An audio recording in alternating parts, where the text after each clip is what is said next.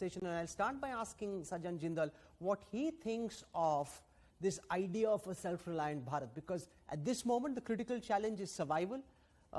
Companies very worried about whether they'll be left standing at the end of the COVID crisis. The government thinks it's an opportunity for a long-term reset. How are you decoding the messaging that's coming from the country, from the government, and are you enthused by what you're hearing, Mr. Sajjan Jindal?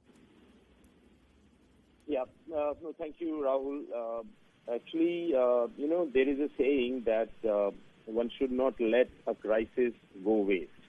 And I think this government, under the leadership of Prime Minister Modi, is really working to see that this crisis is turned into an opportunity, and we can make India a self-reliant India and Atmanirbhar India, and make Indian industry strong.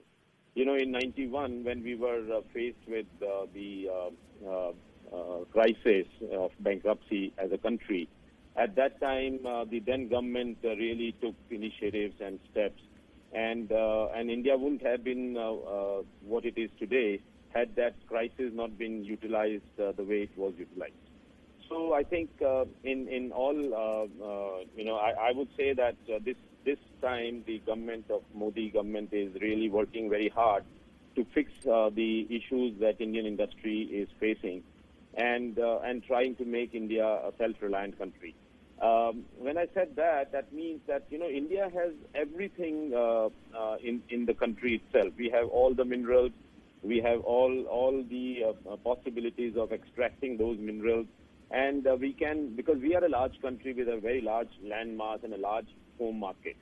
So making India a self-reliant country is not a very difficult task, and it just needs a very focused approach from the government to allow the minerals to be used. For example, we import 200 million and over 200 million tons of coal for power generation. Now, and we are sitting on top of so much coal which will last us more than 200 years. And everybody knows that coal doesn't have, coal utility will be exhausted or will be over in next 10 to 20 years. So therefore, there is no point in burning $20 billion of foreign exchange in importing this coal.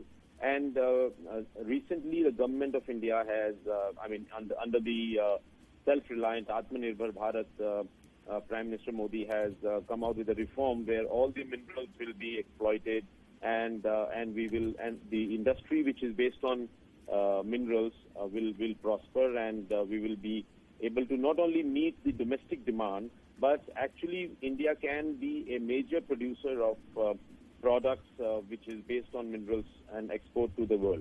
Okay. So, like China has been a big exporter of products, India can definitely do that. And all these industries which are moving out of China is again a great opportunity for India to grab this opportunity and build industries in India and be the factory. India has been the IT back office of the world. But why India cannot be a manufacturing hub for the world? So what China was. And today, given the environment and given the situation, I think India has a great opportunity to become the factory for the world and supply products out of India. But using Sanjay, the raw materials. Some of what the government is talking about now has been spoken of in the past as well. We've seen international studies that say that out of the companies that chose to move out of China, many went to Vietnam, some chose to go to Indonesia, some even to Bangladesh. Very few in the past have come to India. Are you seeing anything different this time around? You're speaking to companies the world over. How is India being perceived globally? How many companies that are looking to move out of China, do you believe, are interested in exploring the idea of coming and doing business in India? Available to the entrepreneurs and investors. Mr. Sajjan Jindal, the government's hope is that it's Indian industry and industrialists like you who will step up to the plate and invest heavily in the revival story. A lot of India Inc. already struggling with private investment, which even before the COVID crisis was at a 2-decade low. Given that capacity is already in excess, demand is uncertain going in the medium and short term, are you seriously going to be thinking about new investment? The government's putting a fair part of the onus on private sector. Do you believe that's fair as an expectation?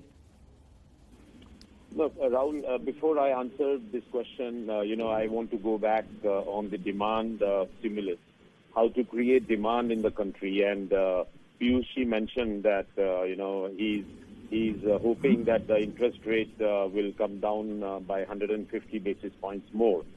I've been very vocal about it, and I've been talking about it, that already over the last 1 year, RBI has reduced 200 basis points for the on the reverse repo, and that interest rate has not been passed on to the industry. Less than 100 basis points have been passed on, and to stimulate the demand, the biggest factors are two. One is the liquidity, which RBI has very well addressed.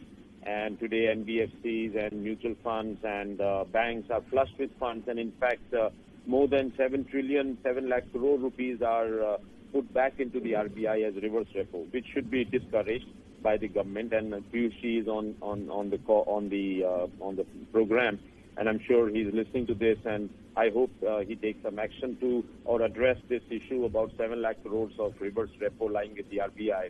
And second is this 100 basis or 250 basis points, 100 already done and 150 which Piyush mentioned. If that gets passed on to the industry and to the customers, to the retail investors, it will go a long way in stimulating demand. Minister Goyal, you want to respond to the concern about growing debt phobia, a sense of credit aversion? Even before the COVID crisis, there was liquidity that was available, but it wasn't leading to companies wanting to go out and take that credit. Given the fact that now there's excess capacity, uncertain demand, how do you hope to address this challenge, sir?